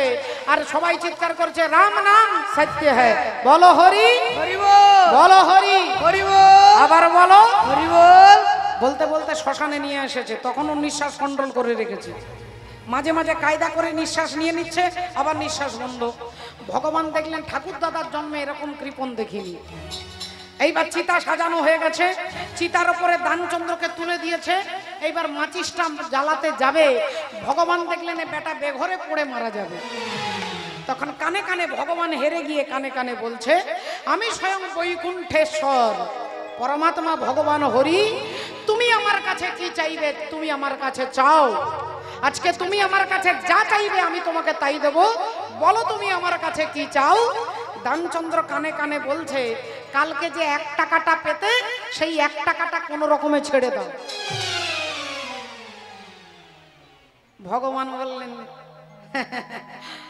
হরিবল বললেন ধন্য ধন্য, এরকম কৃপণ আমি জীবনেও দেখিনি। অথচ এত কৃপণ, তার নাম রেখেছে দানচন্দ্র। তাহলে এটা বিড়ম্বনা নয় মা? রাজা হরিশ্চন্দ্র, সেই হরিশ্চন্দ্র যার মন ভগবত চরণে, ভগবানের চরণ যার মনকে হরণ করেছেন, সেই রাজা হরিশ্চন্দ্র চণ্ডালের কাছে বিক্রি হয়ে গেল। রাধে রাধে। ও গোবিন্দ রূপে ছিলে তুমি পিতার মস্তকে, আর কামা বেশে প্রবেশ করেছ এই মাতৃজঠরেতে। আমি আগে ছিলাম আমার বাবার কাছে, তারপরে মায়ের কাছে এসেছি। আগে ছিলাম বাবার এখানে। বিন্দু রূপে ছিলে তুমি পিতার মস্তকে, আর কামা বেশে প্রবেশ করেছ এই মাতৃজঠরেতে। সেথায় রজে আর বীর্যে মিশে একটা শ্যাওলাকারে নিরাকারে আকার ধরেছ, আরে সেই না দেশের কথা রে মন ভুলে গিয়েছ। আপনারা চরণে আমার কোটি কোটি দণ্ডবত প্রণাম। এত দূর থেকে আমি গিয়ে আপনাদেরকে প্রণাম করতে পারবো না, কিন্তু আপনাদের সকলের চরণের কাছে আমি আমার মাথাটা রেখে কোটি কোটি বার প্রণাম করতে চাই, আপনাদের এই তীব্র অনুরাগ দেখে। একদিন ভগবান আপনাদেরকে মনে রাখবেন মা। আমরা কীর্তনীয়রা আসবো যাব, মরে যাব, চলে যাব, সারা জীবন বাঁচবো না, কিন্তু ভগবান আপনাদেরকে সারা জীবন মনে রাখবে। এই অনুরাগের মূল্য ভগবান ছাড়া কোনো কীর্তনীয়া দিতে পারবে না। এ দেহের হিসাব দেখ, এ দেহের হিসাব দেখ, দেখ রে মানব জমিনে, দেখ রে মানব জীবনে, দেহের হিসাব দেখ, দেখ রে মানব জীবনে। এটার একটা হিসাব আছে বাবা। আমরা হিসাব করতে বসি কত টাকা কোন ব্যাংকে রেখেছি, কোন পোস্ট অফিসে রেখেছি, কোথায় ক টাকা রেখেছি আমরা হিসেব করি। আর এই যে দেহটা দেখছেন, এই দেহটার একটা হিসাব আছে। বাবার কাছ থেকে পেয়েছি 4, মায়ের কাছ থেকে পেয়েছি 4, কত হলো মা? 8। আর ভগবানের কাছ থেকে পেয়েছি 10। তাহলে মায়ের কাছে 4, বাবার কাছে 4, ভগবানের কাছে 10, কত হলো? 18। 18 মোকাম দিয়ে দেহটা তৈরি হয়েছিল। চূড়া মধ্যে চূড়ামণি ব্রহ্ম পাশে স্থিতি, পাট মধ্যে মহাবিষ্ণু করেন বসতি, চক্ষুতে শ্রী কালাচাঁদ করিতেছে ধ্যান, নাসিকাতে নিত্যানন্দ করে মধুপান, কর্ণেতে চৈতন্য গোসাই হয়ে সাবধান, মুখেতে ভদ্রাক্ষ বসি 32 যোগান, জিহ্বাতে নারদ মুনি বাজাই কন্দল, জিহ্বা নিচে বসে নদী গয়া গঙ্গা জল, আল জিহ্বায় সরস্বতী, বামেতে শ্রীরাম, কণ্ঠেতে শ্রী কানাই, বাহুতে বলরাম, হস্তেতে শ্রী গোবিন্দ দান অধিপতি, সপ্তদ্বীপে জগন্নাথ করেন বসতি, নাভিমূলে ব্রহ্মা সদা করিতেছে লীলা, লিঙ্গে মহাদেব বসি লয়ে চন্দ্রকলা, গুহ্যদ্বারে বসি আছে নাড়ুয়া গোপাল, কামিনীর সঙ্গে কেলি বড়ই রসাল, হাঁটুতে শক্তির স্থিতি বসুমতি পাই, 18 মোকাম তত্ত্ব শোনো সমুদায়, এই সব তত্ত্ব কথা যেই জন জানে, নরলোকে তুচ্ছ তারে দেবলোকে মানে। হরি হরি এ দেহের হিসাব দেয়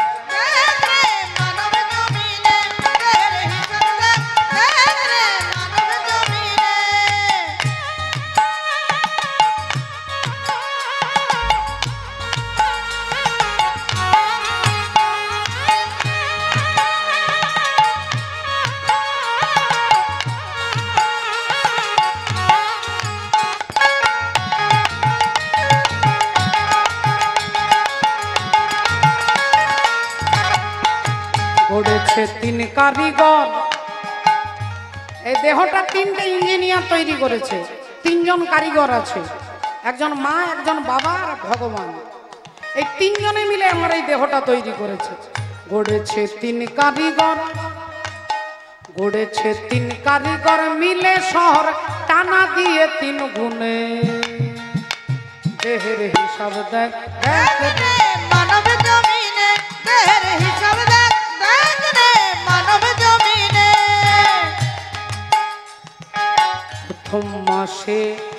প্রথম মাসে রক্ত সনিতময়, আর 2 মাসে খড়কুটা অস্থির উদয়। 2 মাসে খড়কুটা অস্থির উদয়, 2 মাসে খড়কুটা অস্থির উদয়।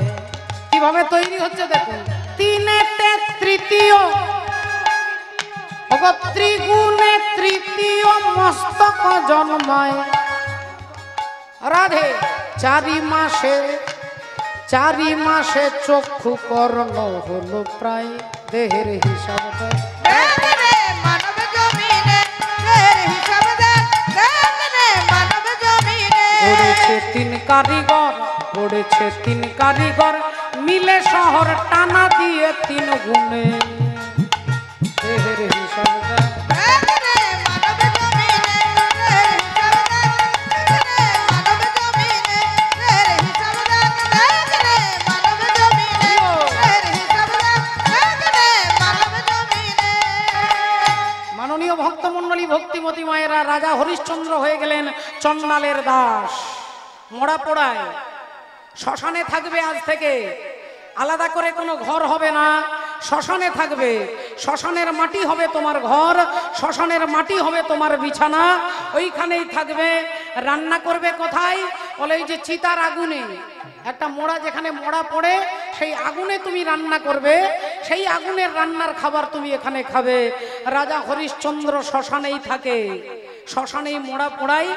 বলে দিয়েছেন মালিক, মোড়া যদি কেউ পোড়াতে আসে তার মূল্য না নিয়ে কিন্তু মোড়া পোড়াবে না, মূল্য চাইবে। আর মূল্য যিনি দিতে পারবে না তাহলে তার মোড়া দাহ এখানে করবে না। বলে দিয়ে প্রবীর চন্ডাল চলে গেলেন। রাজা হরিশ্চন্দ্র ঘাটের চন্ডাল হয়ে গেল। আজও আছে, আপনারা কাশীধাম যদি যান, হরিশ্চন্দ্রের ঘাট বলে, যার আরেকটা নাম হচ্ছে মণিকর্ণিকার ঘাট। যারা কাশীধাম গেছেন, বাবা বিশ্বনাথের ধাম, তারা হরিশ্চন্দ্রের ঘাট দর্শন করে এসেছেন। ওখানে এখনো পর্যন্ত মোড়া দাহ করা হয়। সেই জায়গাটাতে অন্তত গেলে একবার প্রণাম করে আসবেন। সত্যবাদী রাজা হরিশ্চন্দ্রের কৃপা পাওয়া যাবে মা। রাজা হরিশ্চন্দ্র, হরি বল রাধে রাধে, ভক্তিমতী মায়েরা একটু চিন্তা করে দেখবেন মাগো, আমরা সুখী হওয়ার জন্য প্রথমেই বলেছি সারাদিন কাজ করি শুধু একটু সুখ পাওয়ার জন্য। সুখী হওয়ার অনেক চাবিকাঠি শাস্ত্র বলে দিয়েছে। আপনার বাড়িতে যাদের যাদের বাড়িতে যদি কোনো গাভী থাকে, গাই থাকে, ওই গাভী মাতা যদি কখনো আনন্দে লাফাতে দেখেন, আপনার বাড়ির উঠোনে লাফাচ্ছে, মাঠে লাফাচ্ছে, আনন্দে লাফাচ্ছে, আপনি দেখলে বুঝতে পারবেন যে আনন্দে লাফাচ্ছে। সেই অবস্থায় গিয়ে ওই গাভী মাতার কানে কানে আপনি যা চাইবেন আপনার সেটাই সত্য হবে। আপনি চাকরি চাইলে চাকরি হবে, সন্তান চাইলে সন্তান হবে, আপনি যা চাইবেন। যেই সময় গাভী মাতা আনন্দে লাফাবে তার কানে কানে গিয়ে শুধু বলবেন যে আমার এটা দরকার। আর যদি কোনো ভাগ্যবান ভাগ্যবতী বলতে পারেন যে আমার কৃষ্ণ ভক্তি দরকার, তাহলে আপনার অন্তরে কৃষ্ণ ভক্তি জাগরিত হবে। হরি হরি বল, হরি বল। রাজা হরিশ্চন্দ্র তিনি শ্মশানে থাকেন, সারাক্ষণ মালিকের কথা মতো কাজ করে, মোড়া পোড়ায় আর চিতার আগুনে রান্না করে। কুকুরও খাচ্ছে, শৃগালও খাচ্ছে, আর সেই খাবার রাজা হরিশ্চন্দ্র খাচ্ছে। মোড়ার আগুনের তাপে রাজা হরিশ্চন্দ্রের সোনার মতো রংটা তামা হয়ে গেছে। একদিন মোড়া পোড়াচ্ছেন, শ্মশানে চিতার ওপরে মোড়াটাকে তুলে দিয়েছে, আর আগুনটা যেই লাগিয়ে দিয়েছে, আগুন লাগার সাথে সাথে দেহের অবস্থাটা কি হয় যারা গেছেন, যারা দেখেছেন তারা বুঝতে পারবেন। মোড়াটা যখন পুড়ছে, চামড়াগুলো পুড়ে গেছে, এবার হাড় বেরিয়ে গেছে, আর হাড়টা যখন বেরিয়ে গেছে ওই মুন্ডটা খিলখিল করে যেন মনে হচ্ছে হাসছে। রাজা হরিশ্চন্দ্র দেখছে আর মনে মনে ভাবছে, ওগো যে বিয়ে হলে পরে কেউ আর আসে না ফিরে, পড়িয়া রবে শ্মশান ঘাটেতে। সখী তোরা শুনে যা, আমার গোনা দিন বয়ে যায়, সবাই আসিস আমার বিয়েতে। ওই বিয়েরই সাজন তুলসী চন্দন ঘি মাখাবে সারা অঙ্গেতে। সখী তোরা সবে মিলে ধূপ প্রদীপ জ্বালাইয়ে, সখী তোরা সবে মিলে ধূপ প্রদীপ জ্বালাইয়ে, অধিবাস করবি তুলসীর তলাতে। সখী তোরা শুনে যা, গোনা দিন বয়ে যায়, সবাই আসিস আবার বিয়েতে। ওই চিতার উপরে মরা আর মাথার খুলিটা যেমন মনে হচ্ছে হাসছে, রাজা হরিশ্চন্দ্র নিজেকে ধিক্কার দিচ্ছে যে আমার স্ত্রী পুত্রের ভাগ্য তাও ভালো যে তিনি ব্রাহ্মণের দাস হয়েছে, কিন্তু আমার ভাগ্য এমন আমি চণ্ডালের দাস হয়ে গেলাম, চণ্ডালের দাস। এদিকে মা রানী সভ্যা তিনি রান্না করছেন, তার মালকিন শুয়ে আছে পালঙ্কের ওপরে। এমন সময় তার ছেলে গেছে রোহিতাশ্ব বাগানে ফুল তুলতে। এখন বাচ্চা ছেলে সকালবেলায় ফুল তুলতে গেছে, ফুলের বাগান চারিদিকে ছোট ছোট গাছপালায় ভর্তি। রোহিতাশ্ব ফুল তুলতে গেছে, আর ফুল তুলতে তুলতে গভীর জঙ্গলে প্রবেশ করেছে। আর যেই জঙ্গলে প্রবেশ করেছে, শ্রীকৃষ্ণ গোবিন্দ হরে মুরারি, হে নাথ নারায়ণ বাসুদেব। কৃষ্ণ গোবিন্দ হরে মুরারে, হে নাথ নারায়ণ বাসুদেব। কৃষ্ণ গোবিন্দ হরে মুরারে, হে নাথ নারায়ণ বাসুদেব। একমাত্র স্বামী সখা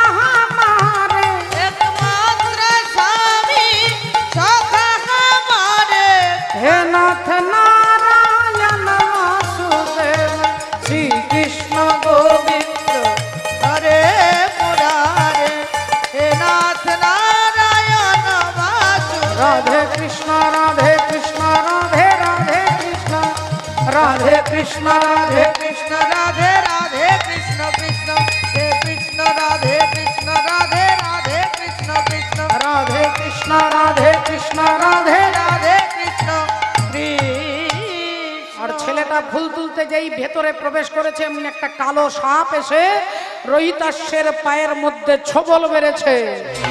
চিৎকার করে উঠেছে মা মা।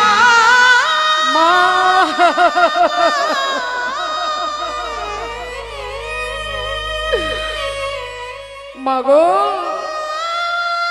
আমি চলে যাই, আমি চলে যাই, আমি চলে যাই। ও গো জাননী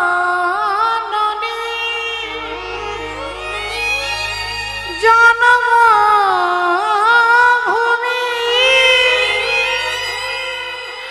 দাও গো বিদায়। মা তুমি শুনতে পাচ্ছ মা? আমি আর বাঁচবো না মা, আমি চলে যাচ্ছি। ছটপট করতে করতে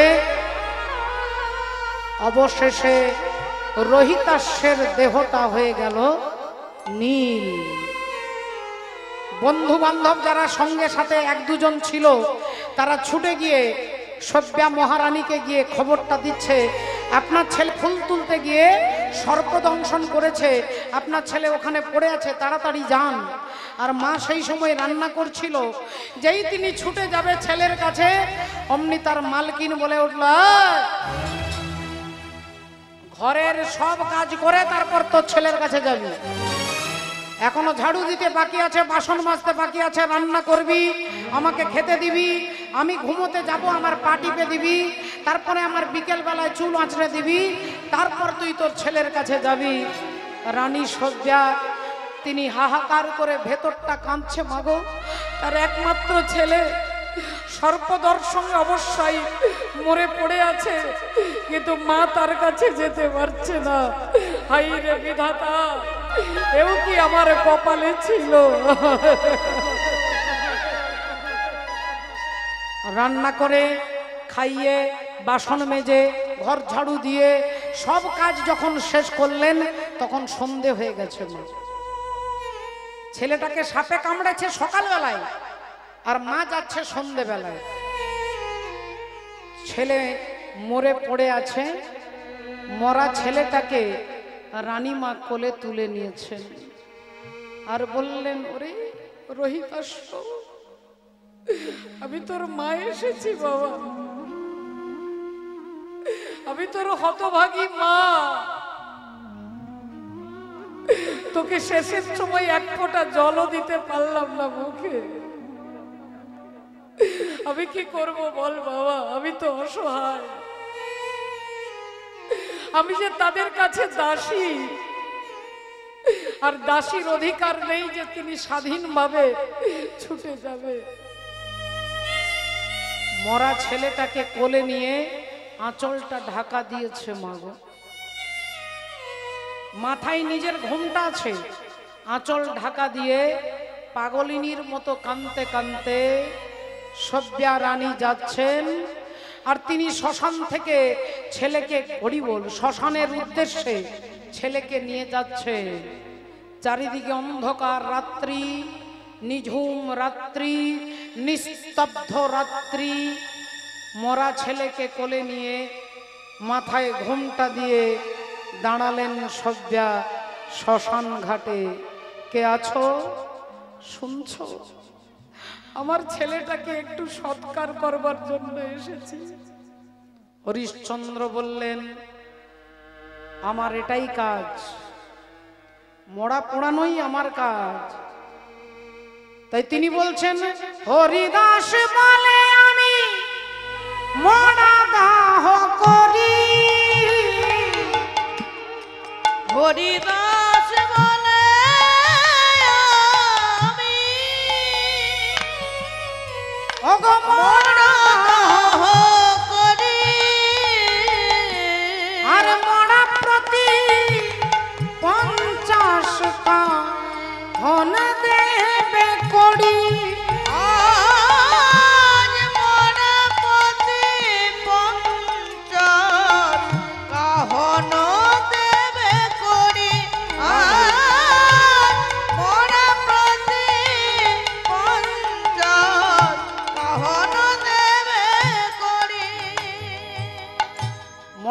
করাই আমার কাজ। এখানে আমি শ্মশানে থাকি, আমার মালিক আমাকে বলে গেছে এখানে বিনে পয়সায় কোনো মরা দাহ করা যাবে না, তাই তুমি আগে করি দাও, তারপরে তোমার মরা দাহ হবে। সভ্যা মহারানী বলে উঠলেন, দেখুন আজ আমার কাছে দেওয়ার মতো কিচ্ছু নেই, আমি অসহায় একজন মা, আমার একমাত্র পুত্র মারা গেছে, আমার কাছে কিচ্ছু নেই।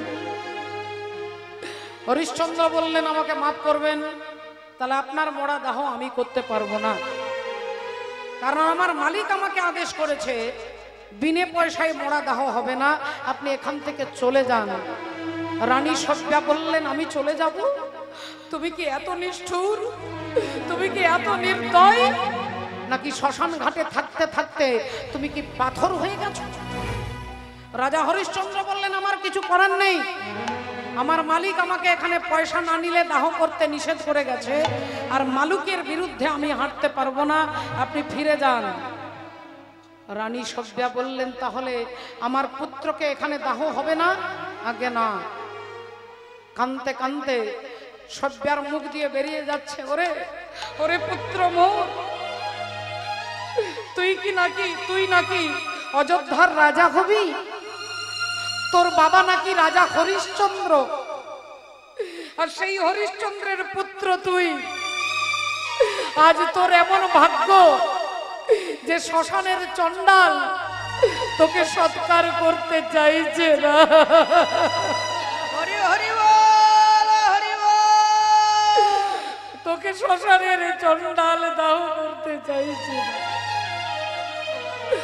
আর আমি সেই হতভাগা নারী, আমি সেই তোর মা, যে মরা পুত্রকে কোলে নিয়ে শ্মশান ঘাটে দাঁড়িয়ে আছে। মরা পুত্রকে নিয়ে। তোর বাবা নাকি হরিশ্চন্দ্র, তুই কি ভাগ্য করেছিস? এই কথা যেই বলছে, ছোট ছোট করে বলছে, কিন্তু বাতাসে সেই কথাটা হরিশ্চন্দ্রের কানে প্রবেশ করিয়েছে।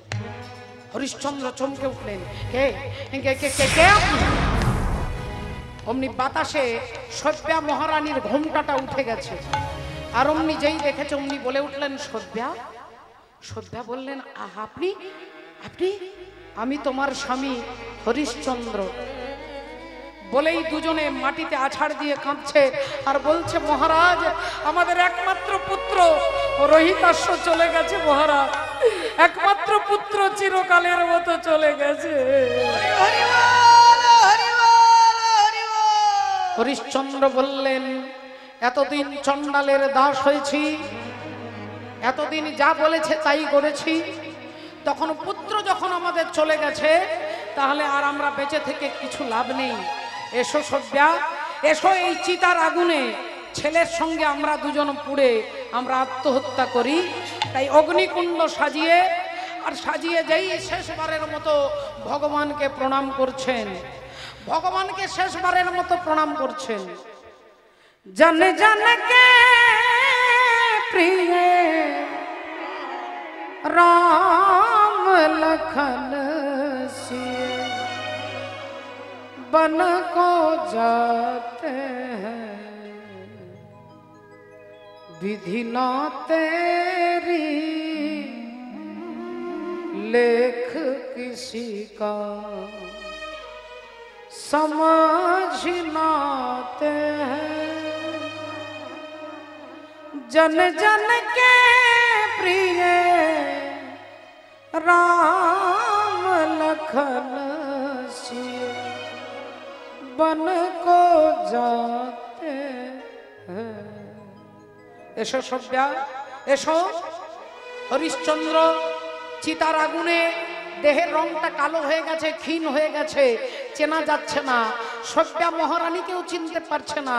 তাই দুজন দুজনকে পূর্বের পরিচিত বোধে আজকে পুত্রের সঙ্গে দুজনেই আত্মহত্যা করবে। চিতার ওপরে যেই মরা ছেলেটাকে তুলতে যাবে, অমনি পেছন থেকে বলে উঠল, রাজা হরিশ্চন্দ্র, আগুনে পুড়িয়া কেন তেজিবে জীবন, আগুনে পড়িয়া তেজিবে জীবন, আগুনে